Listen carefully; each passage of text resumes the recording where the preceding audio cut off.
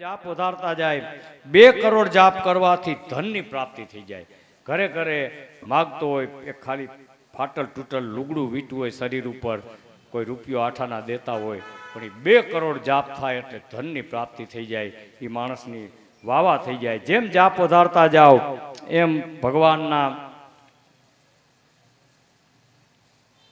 આમ વ્યાસજીના પ્રશ્નના ઉત્તર આપી અને નારદજી વિદાય થયા છે. આ ભગવાનની કથામાં આપણે ભગવાનની પોથી પધરાવી અમારા આટલા ટાઈમથી હાલે છે. એવું ક્યાંય શાસ્ત્રમાં ક્યાંય લખ્યું કાંઈ, પણ ભગવાનની પ્રસાદીનો કોઈ દિવસ અનાદર ન કરવો. અહીંયા અમે ચોખા પધરાવી છે. એની ઉપર ચોખા એટલે એનું નામ જ ચોખા. જે ચોખા હોય અક્ષત જેને કહેવામાં આવે છે સંસ્કૃતમાં. અક્ષત એટલે એમાં કાંઈ છતી ન હોય એને અક્ષત કહેવાય. એ અહીંયા પધરાવ્યા છે. એ આ 7મે દિવસે ભગવાનની કથા પૂરી થશે. એ પ્રસાદી રૂપે એનો ફળ છે કે તમે દીકરાના લગ્ન કર્યા કે દીકરીના લગ્ન આજ સાસરે ગયા, 5-7 વર્ષ થયા, 12 વર્ષ થયા, કાંઈ સંતાનની પ્રાપ્તિ ન હોય, આપણી ઘરે દીકરાની વહુ આવ્યા હોય, અહીંયા મોજૂદ દાખલો છે, અમારે દીકરીબાઈ બેઠા છે સામે, તો એની પ્રસાદી મળવાથી પછી ભગવાનની જેવી ઈચ્છા દીકરો દીકરી જે કાંઈ પણ અવશ્ય મળે. હજી 15-20 દી પહેલાં જ અમારે સુશીલાબા ચુડાસમા ખળખળનગરમાં ફોન આવ્યો કે ઓલી પ્રસાદીથી મારા નણંદબાનીએ દીકરીનો જન્મ થયો, પછી બીજા એના કંઈક નામ કીધું, ત્યાંય દીકરીનો જન્મ. કિશોરદાની ખુલ્લી ઓફર છે કે 5 કિલો સાકર વેચો દીકરીના જન્મમાં અને 5 કિલોના પૈસા કિશોરદા તરફથી મળશે. 10 કિલો સાકર વેચવાની તમારે, દીકરી કે દીકરો જે. એટલે આને એમ કીધું કે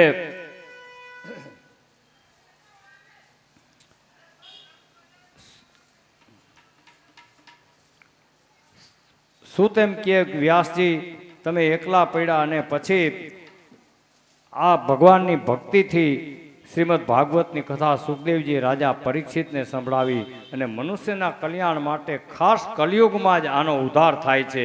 શ્રુત પછી કહે છે કે વ્યાસજી એકલા પડ્યા, સમાધિ અંતરથી જોયું, એને સાક્ષાત દર્શન થયા અને શ્રીમદ ભાગવતની કથા સુખદેવજી રાજા પરીક્ષિતને સંભળાવી. અને તે કથા સૂતે નેમિષારણ્યમાં એકઠા થયેલા 88,000 ઋષિમુનિઓને સંભળાવી અને પછી ભાગવતની રચના કરી અને નારદજીએ પ્રેરણા આપી અને અત્યાર સુધી તેનું વર્ણન કર્યું. હવે રાજા પરીક્ષિતના કથાનો પ્રારંભ થાય છે અને કુરુક્ષેત્રથી શરૂઆત થઈ. કુરુક્ષેત્રના યુદ્ધમાં અંતિમ સમયમાં અશ્વસ્થામાએ પાંડવોના સૂતેલા બાળકોના માથા કાપી નાખ્યા અને સુખદેવજી જેવા જ્ઞાની મુનિએ પરીક્ષિત રાજાને અધિકારી ગણ્યા અને આ કથા કહી. શ્રીમદ ભાગવતની કથા ગંગાના કિનારે રાજા પરીક્ષિતને જ્ઞાનની પ્રાપ્તિ કરવાના અધિકારી બન્યા. અને અધિકાર પણ કેવો, સવારે વહેલા ઉઠવાના, દાંતણ પાણી હાથે સરસ મજાના કરવાના, 8 વાગે ઉઠીને જેવા તેવા 2 કોગળા લાવો ચા થઈ ગયો ઝડપ કરો, કોઈ દિવસ અમુક એવા નિયમ રાખવાના હોય. ત્યારે સુખદેવજી ઉત્તમ વક્તા છે અને રાજા પરીક્ષિત સામે પલોઠીવાળી છે, ઉત્તમ ગણ્યા છે. વક્તા બહુ વિવેકથી કથા કરે અને વિવેકથી કથા કરી એ કથા કોઈ આ બિરાજમાન છે એ મારા પ્રાણ સમાન, એને હું ગાદીથી બધાને વંદન કરું છું કે તમે અહીંયા પધાર્યા છે. નાના મોટા બાળકો, અમારા 5 વર્ષના દીકરીબા કે કેવા ભાગ્યશાળી કહેવાય કે ગંગાને કિનારે ભગવાનની કથા. અમારા માને આજ 76-80 આડે ગાડે ગયા, 4-5 તો સત્સંગ મંડળની કથા આ ભગવાનની ગંગાના કિનારે. તો એ કથા અમે લાલિયા મહારાજ બિરાજમાન છે એને રાજી કરવા. આના અમે બોલી પછી નરેન્દ્ર મોદી આવે અહીંયા કે આ બજાર વારવાવાળા આવે, સત્કાર બધાયનો, અનાદર કોઈનો નહીં કરવાનો, પણ રાજી તો આને કરવા માટેની જ આ કથા થવી જોઈએ. બહુ વિવેકથી કથા કરે વક્તા. અને નારદજી ગયા પછી સરસ્વતીના કિનારે વ્યાસજીએ સમ્યાપ્રાસ નામના આશ્રમમાં શ્રીમદ ભાગવતના ગંભીર સ્વરૂપના વર્ણન કર્યા. ધર્મ અધર્મનું યુદ્ધ તો મહાભારતમાં એક નહીં પણ આપણે ઘરે ઘરે ચાલી રહ્યું છે. આવી એક માન્યતા પકડાવી દીધી છે. હવે કોણે પકડાવ્યું એ નથી પકડાતો અમને, કે મહાભારત ઘરમાં રખાય નહીં ને વંચાય નહીં. પણ આજે ક્યાં નથી મહાભારત ઘરમાં, એ મને કયો. સાસુ વહુને તો હોય, હવે એનું કારણ એ અમને નથી ખબર પડતી. સાસુ વહુને શું કારણે બાજાબાજી થાય છે? નણંદ ભોજાઈને બે બેનુને નથી ભળતું, બાપ દીકરાને નથી ભળતું, મા દીકરીને. એનું કારણ શું છે? કે કારણ આ છે, મહાભારત ઘરમાંથી કાઢી. સમાજશાસ્ત્રનો ગ્રંથ છે એનો તિરસ્કાર કરી નાખ્યો. મહાભારત આખું વંચાય નહીં, ઘરમાં રખાય નહીં, એક પાનું બાકી રાખી દેવાય ને બાપુ આવા આવા મગજમાં ઠસાવી દીધા. એને કારણે આ યુદ્ધ થયા રાખે છે.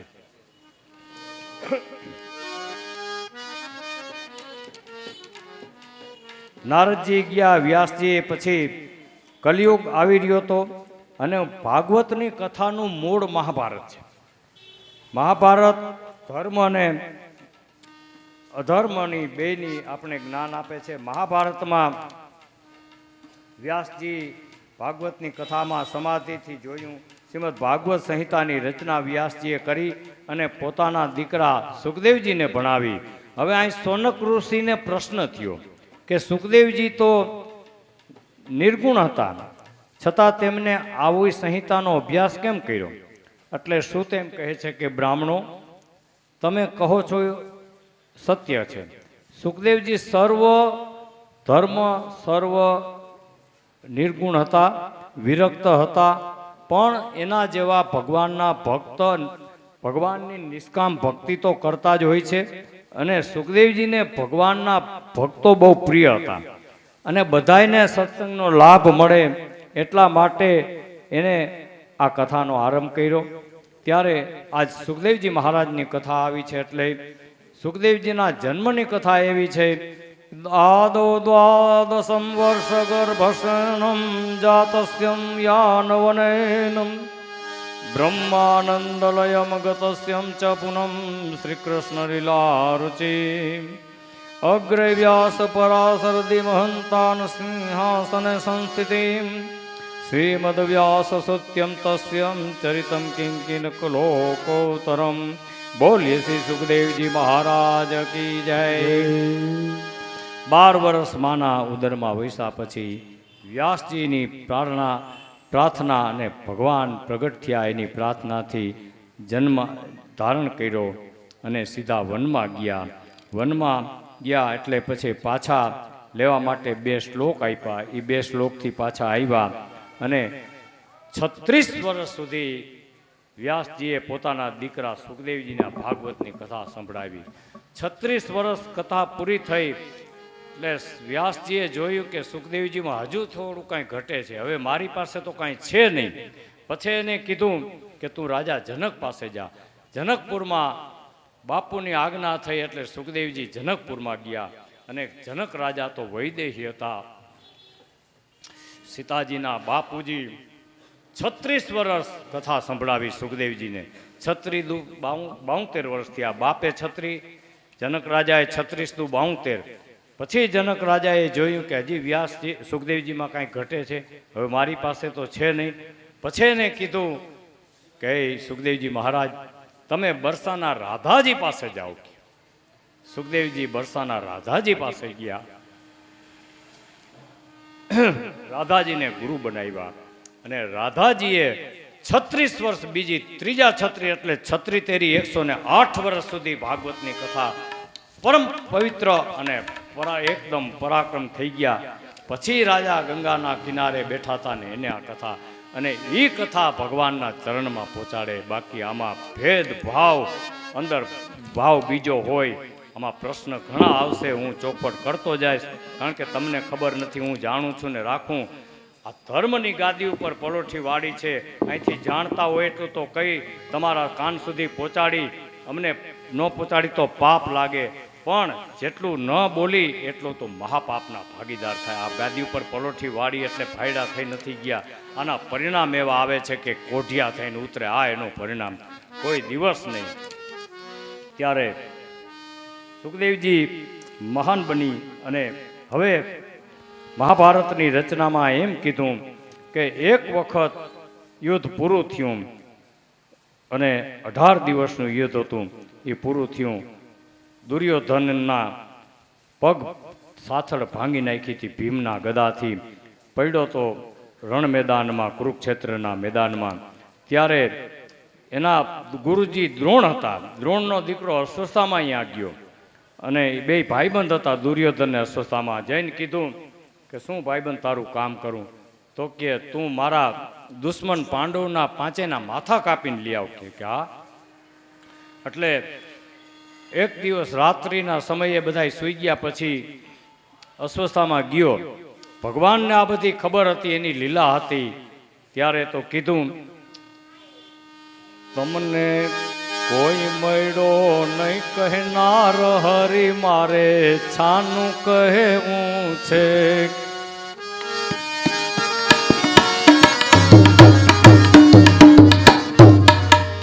તમને કોઈ મળ્યો નહીં કહેનાર હરી મારે છાનું છાનું કહેવું છે.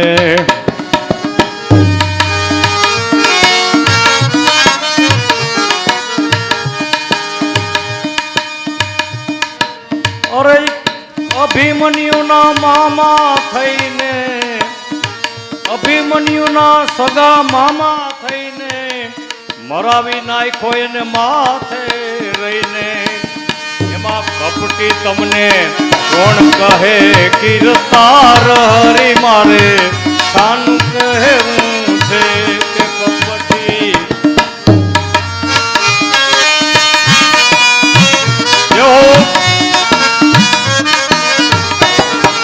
કપટી કોણ કહે કીર્તાર હરી મારે શાનું કહેવું છે.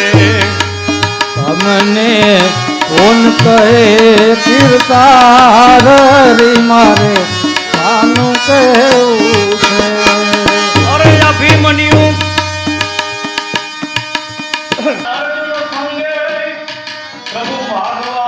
તમને ઉમંગે. દુર્યોધન અને અર્જુન કુરુક્ષેત્રની લડાઈ પહેલા ભગવાનની મદદ લેવા ગયા. બે ભેગા ગયા હતા. પણ કર્યું કેવું? અરે દુર્યોધન અને અર્જુન સંગે પ્રભુ માગવા આવ્યા તમને ઉમંગે.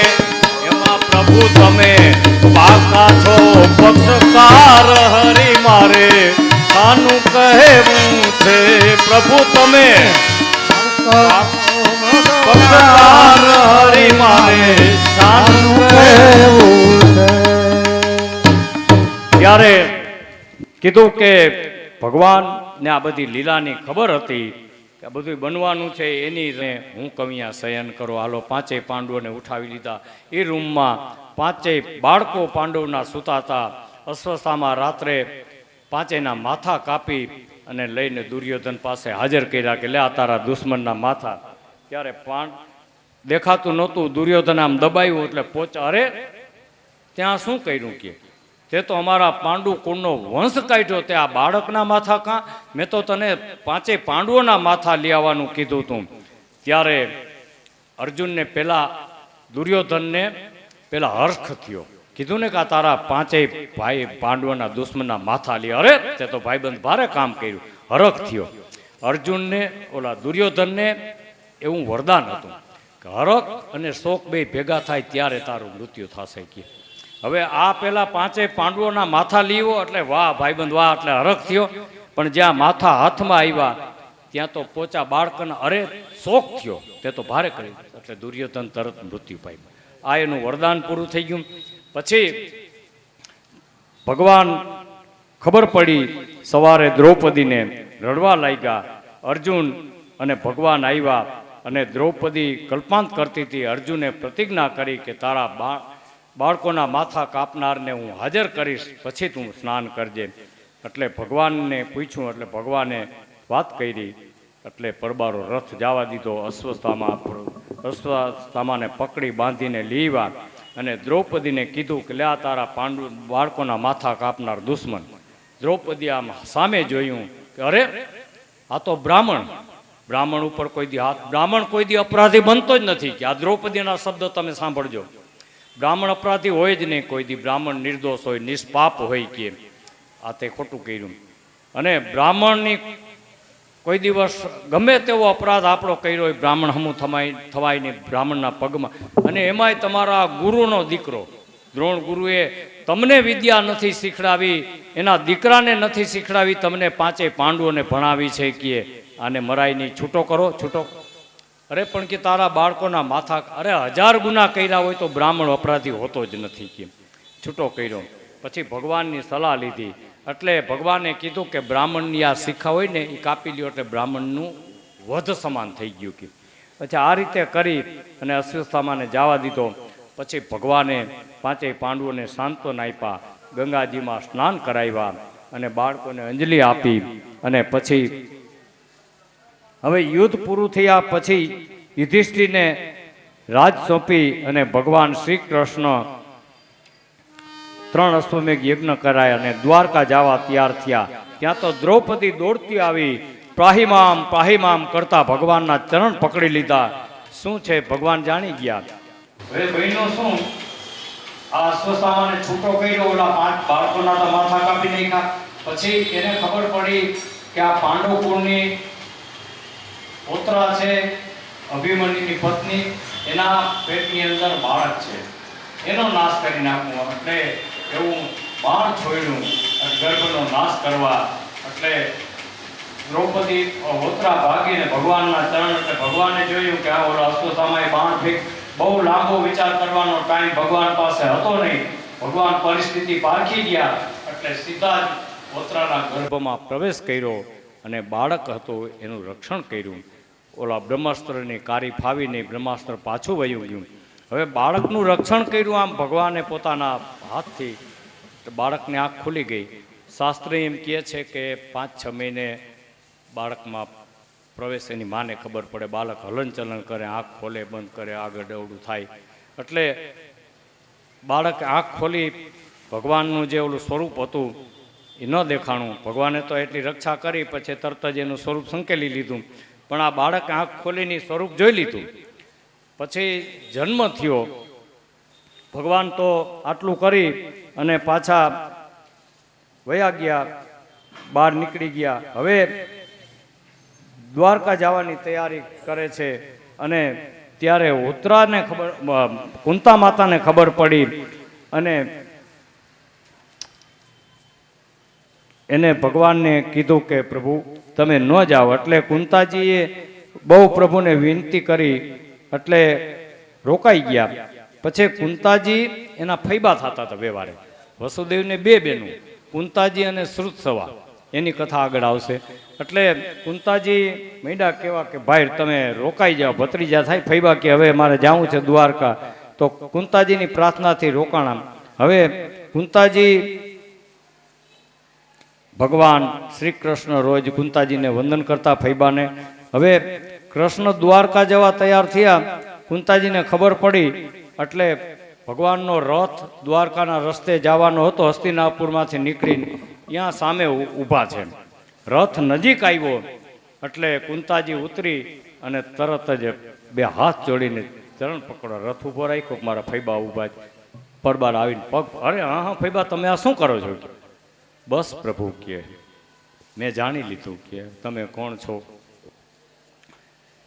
ભલે વ્યવહારે ભાઈના દીકરા છો પણ સાક્ષાત સ્વરૂપ તો બ્રહ્મનું છે. હવે આ બધી માયા રહેવા જ દો. ત્યારે ફૈબા તમે માગો કંઈક. ત્યારે હવે પ્રભુ તમે આવીને અહીંયા બિરાજમાન થયા, માગવાનું કાંઈ હોય નહીં, પણ છતાં તમે કયો છો તો માગું છું. અને કુંતાજીએ જે માગ્યું છે હું જગતમાં હજી કોઈ નથી માગ્યું. આપણે શું માગીએ છીએ, અમે સુખી થઈ જાય, અમે સુખી થઈ જાય. પણ કુંતાજીએ કે સુખ કે માથે સીલ પડો કે નામ મુખસે જાય, બલિહારીઓ દુઃખી કે પલ પલ નામ જપાય. ભાઈ તમને સવારે હરિદ્વારના જેલમાં પોલીસવાળા આવશે ને લઈ જશે. આ ભાઈને કોઈ આમંત્રણ દઈ જાય તો શું થાય, 2 કાન પકડીને અરે હવે શું થશે, અહીંયા અરે હરિદ્વારની જેલમાં મને પૂરી દેશે. થઈ જાય ને ચિંતા, અરે ભગવાન હે ગંગાજી હવે બચાવજો મારે, હે રામ હે પ્રભુ મંડન થવા. એ શું માથે ઓલું દુઃખ આવ્યું ત્યારે નામ જપાણું. એટલે કુંતાજીએ કીધું કે સુખને માથે તો સીલ પડે, સુખની માથે પાણા પડો, સુખ જોતું નથી. પણ દુઃખ જ દ્યો ભગવાન, કે મારી માથે દુઃખના ડુંગર, કે ફૈબા પણ આવું માગવાનું કારણ કે પલ પલ નામ જપાય પ્રભુ. તમારું નામ અમારા મુખમાંથી ન જાય, કે એટલે આ દુઃખ માગ્યું. ત્યારે હવે શ્રી કૃષ્ણ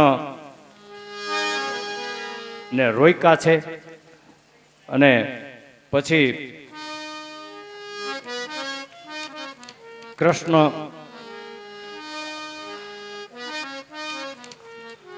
યુધિષ્ઠિરે ભગવાન રોકાણા એટલે કીધું કે પ્રભુ હવે એક મને પ્રશ્ન થાય છે. કે શું યુધિષ્ઠિર મહારાજ બોલો. કે મેં આટલી અનેક અક્ષણી સેનાનો નાશ કર્યો, અનેક કુટુંબી સગા સંબંધી ભાઈ મિત્ર શાળા બનેવી મામા મોસાળ કાકા કુટુંબનો નાશ કર્યો. આ પાપમાંથી મારો છુટકારો થશે ક્યારે? મને બહુ દુઃખ થાય છે. હવે કુરુક્ષેત્રના યુદ્ધની જે શરૂઆત થઈ ત્યારે અર્જુનને વિષાદ થયો હતો. ભગવાનનો રથ હાંકતા હતા, અર્જુન બેઠા હતા, અર્જુનને બાણ કે ચલાવવાનું આ બધાનો નાશ કરીને અર્જુને જોયું કે ઓહો, આ તો બધા કાકા ને મામા ને ગુરુ ને ભાઈ ને ભાણેજડા ને આને મારે કેમ મારવા કે. પછી ગીતાજીનો બોધ આપ્યો 18 અધ્યાયનો અને અર્જુનનો મોહ નાશ કર્યો. આજ યુધિષ્ઠિર મહારાજને મોહ નષ્ટ કરવા માટે પછી ભગવાન પોતે નથી આપતા જ્ઞાન, પણ એને ભીષ્મ પિતા પાસે લઈ ગયા. કારણ કે ભીષ્મ પિતાએ ભગવાન પાસે હું વરદાન માંગ્યું હતું કે પ્રભુ હું જ્યારે છેલ્લા શ્વાસ લઉં ત્યારે તમારે સામે આવીને ઊભું રહેવાનું. ભગવાને તથાસ્તુ કીધું હતું. એટલે આજે શબ્દ યાદ આવ્યા. હવે મહાભારતનું જ્યાં યુદ્ધ થયું હતું કુરુક્ષેત્રમાં, અને બાણની સૈયા ઉપર એટલે કે બાણની પથારી આખું શરીર વિંધાઈ ગયું તો આમ ઊંચા આવી ગયા હતા એટલા બાણ એના શરીરમાં. એ સૈયા ઉપર શ્રી કૃષ્ણ કરતા હતા. ઘણા એમ કહે કે બેઠા માળા ન થાય ને સૂતા માળા ન થાય ને વાત ખોટી, ગમે ત્યારે કરવી શકે. અમે તો મેં માળા કોઈ દી હાથમાં નથી લેતો. હકીકત આ ભગવાનની કથામાં જે 5 નામ લઈ, બાકી નકર આંગળીને ટેરવે જે મારે 4-5 જે નિયમ રાખ્યો એ હું કરું, પણ માળા કરી એટલે આ કરતા હતા. એટલે ભગવાને કીધું કે હવે મારે ઓલું વચન દીધું છે પૂરું કરવું પડશે. ત્યારે ભગવાન લઈ ગયા અને આખા પાંડવોને બધાને બ્રાહ્મણોને સાથે લઈ અને ભીષ્મ પિતા વચન લીધું તે પૂરું કરવા. પછી શ્રી કૃષ્ણ યુધિષ્ઠિર રાજા મંત્રી ને બધાય સૌ જઈ વંદન કર્યા.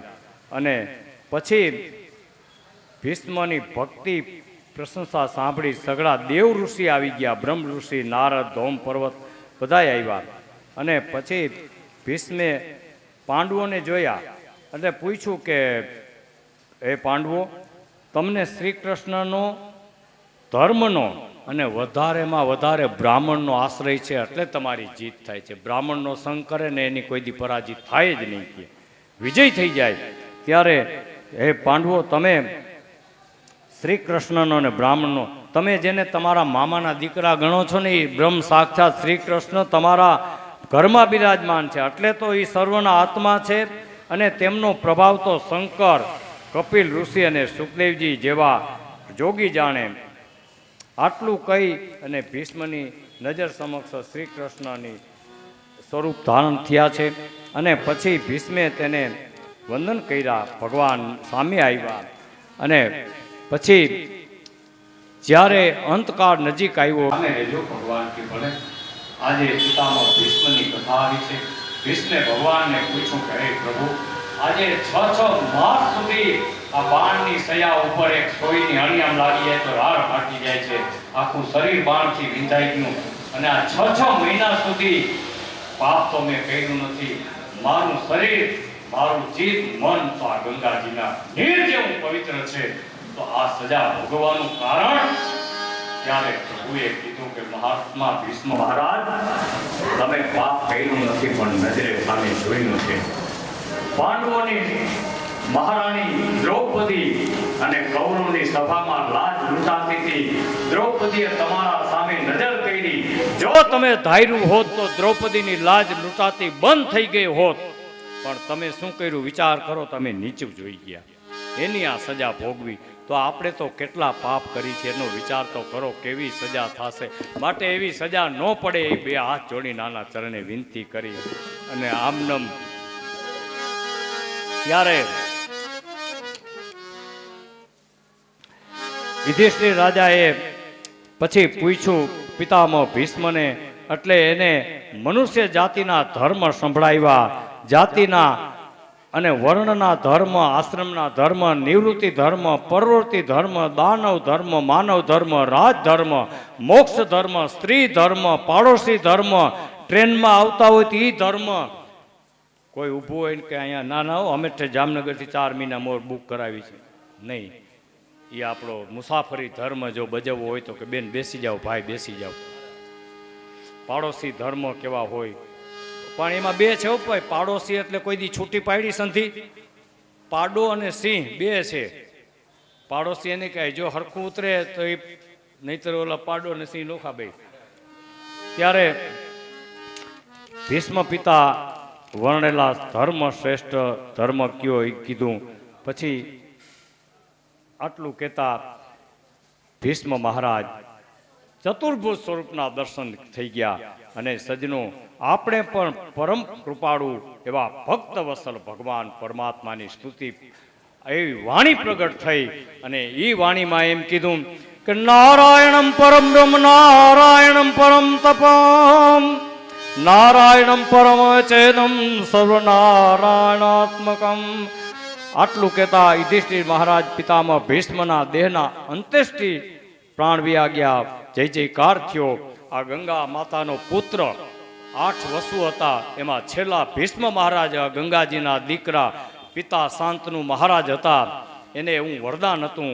ભીષ્મ તો કહેવાના આખા ઇન્દ્રિયનો ભીષણ કરી નાખ્યું હતું બાપને પ્રતિજ્ઞા રાખવા માટે. બોલીએ શ્રી ભીષ્મજી મહારાજની જય. હવે ભીષ્મ મહારાજની વિદાય થઈ અને આવતીકાલની આજે વિરામ મધ્યાહન કાળે ભગવાનની કથાને વિરામ આપતા બોલીએ શ્રી ભાગવત મહાપુરાણ કી જય.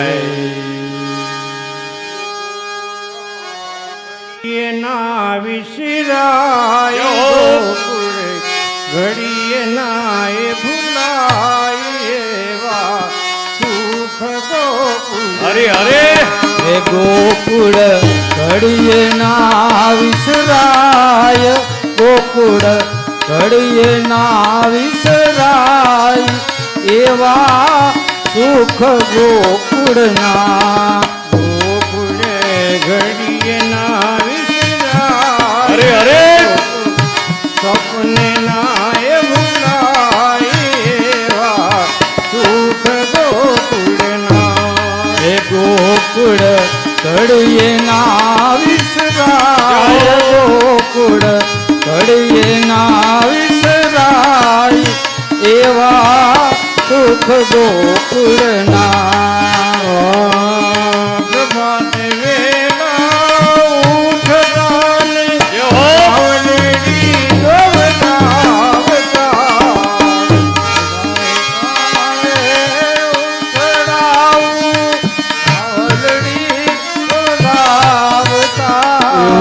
દૂધના માટ ભરાય એવા, દૂધના માટ ભરાય એવા સુખ ગોકુળના.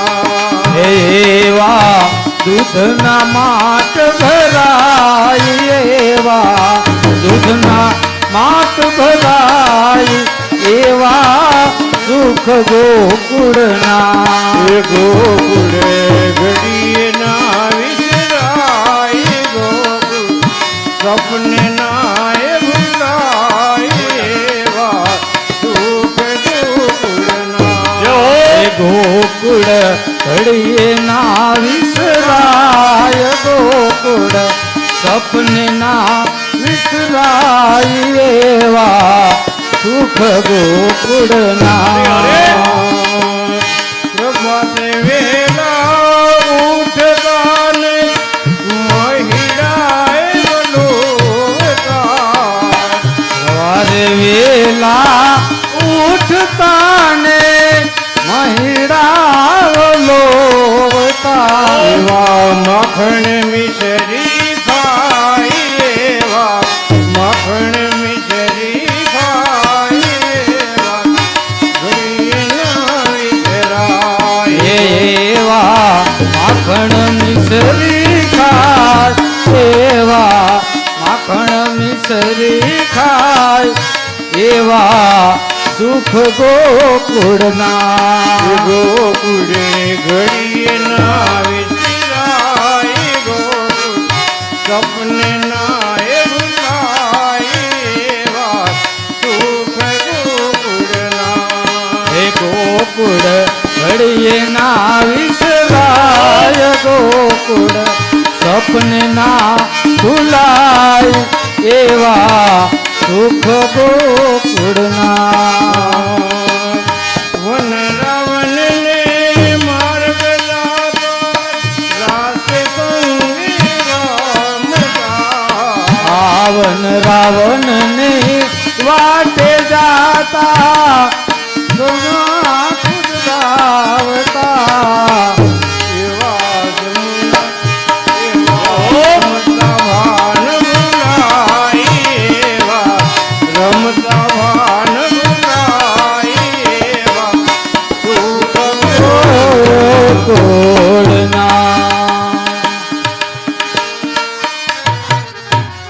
કૃષ્ણ કનૈયા લાલ કી જય બાપુ હવે અમારે ભાઈ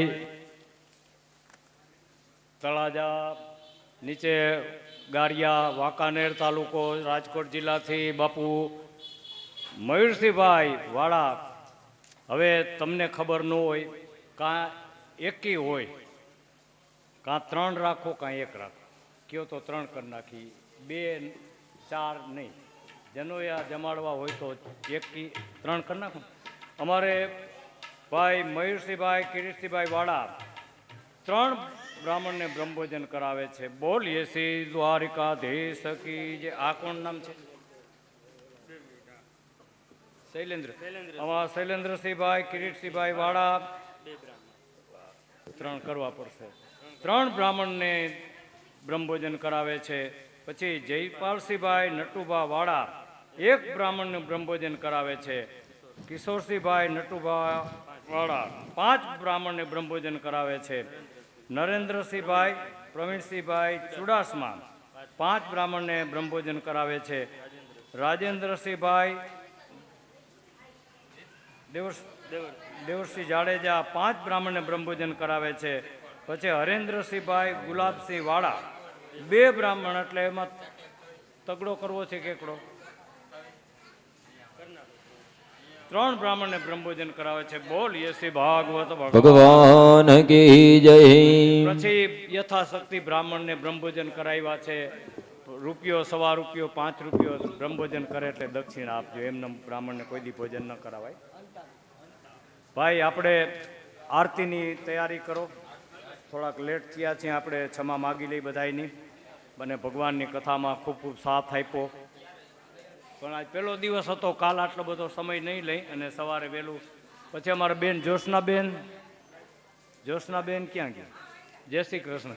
શું કહે છે તબિયત બેન? એમને આની દયા.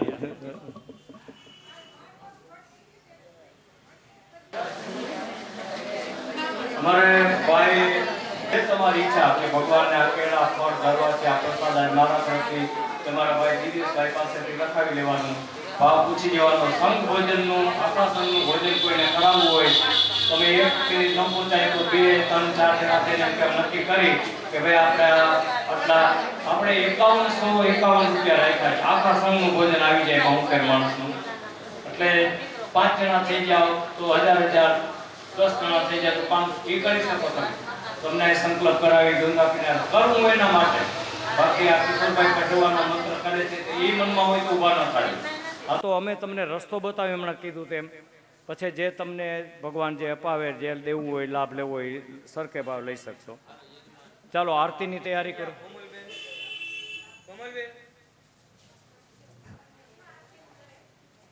आरती के लिए आ जाओ.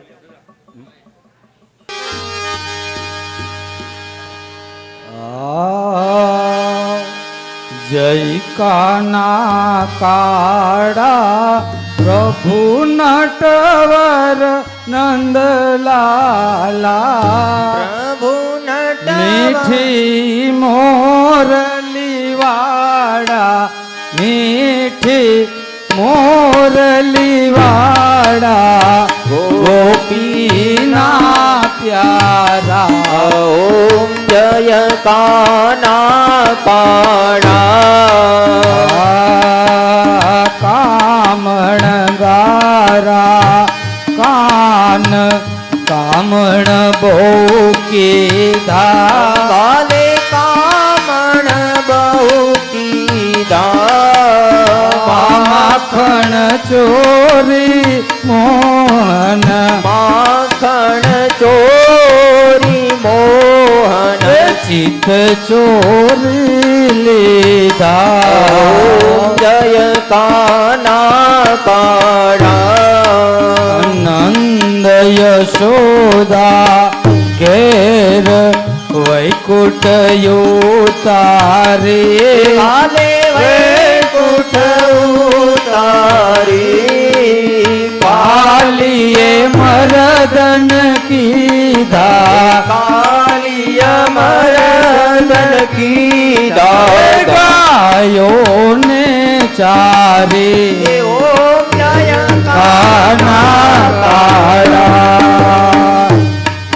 એક ગુણ તણો તુજ પાર કે મેં નહીં આવે પ્રભુ કે મેં નહીં આવે એને દેવે પુકારે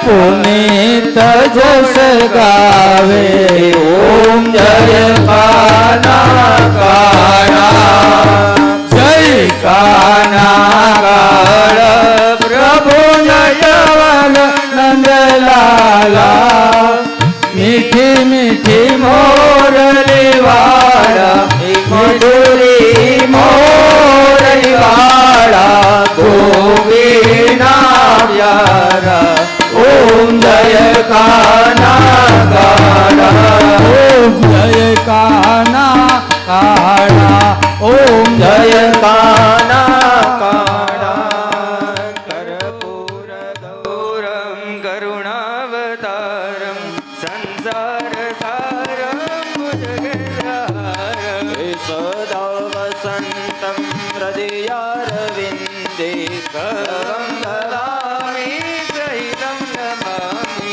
કર્પૂર પૂર્ણેન મનોહરેણ સુવર્ણ પાત્રોદર સંસ્મિતેન પ્રદીપ્તવાસાસ સંગતેન નીરાંજનમ દેશવદેવ પૂર્વે મંગલમ ભગવાન વિષ્ણુ મંગલમ ગરુડધ્વજ પુંડરીકાક્ષુ મંગલાય વિષ્ણુ હરે સર્વ મંગલ મંગલે શિવે સર્વાદ સાધિકે શરણ્યે ત્રંબકે ગૌરે નારાયણે નમોસ્તે અચ્યુતામ કેશવમ શ્રીરામ નારાયણમ કૃષ્ણ દામોદરમ વાસુદેવમ હરે શ્રીધરમ માધવ શ્રી ગોપિકા વલ્લભમ શ્રી જાનકી નાયક ચંદ્રમ ભજે હરે રામ રામ રામ હરે હરે હરે કૃષ્ણ કૃષ્ણ કૃષ્ણ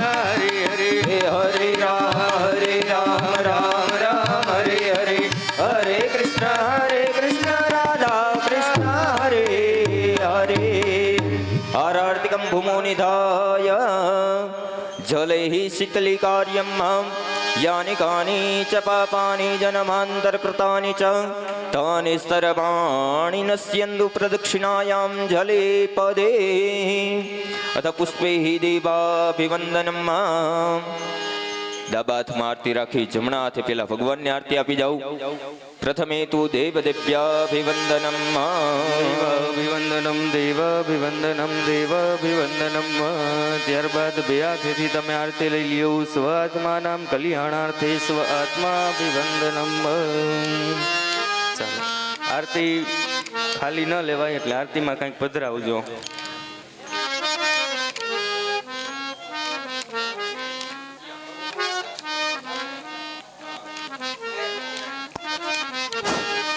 બધાય ભાઈ બહેનો ભાઈઓને આરતીમાં જે પૈસો થાય છે હું એને હાથ અડાડતો નથી. એ 7 દિવસના પૈસા 3 ઠેકાણે વપરાય છે. એક ગાયના ચારામાં જાય છે, એક પંખીની ચણમાં જાય છે.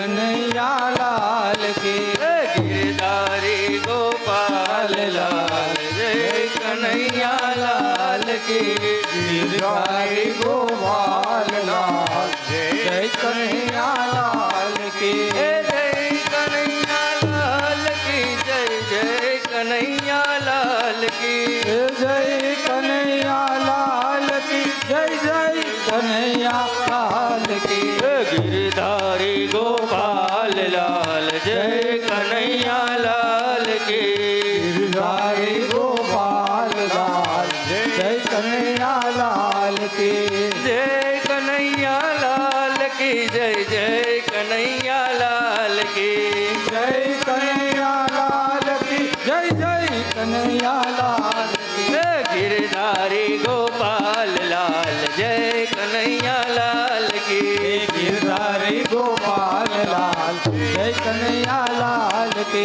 गिरधारी गोपाल लाल जय कन्हैयालाल की गिरधारी गोपाल लाल जय कन्हैयालाल की गिरधारी गोपाल लाल जय कन्हैयालाल की बोले भागवत भगवान की जय कृष्ण कन्हैयालाल की जय द्वारिका धीश की जय नमः पार्वती पते हर हर महादेव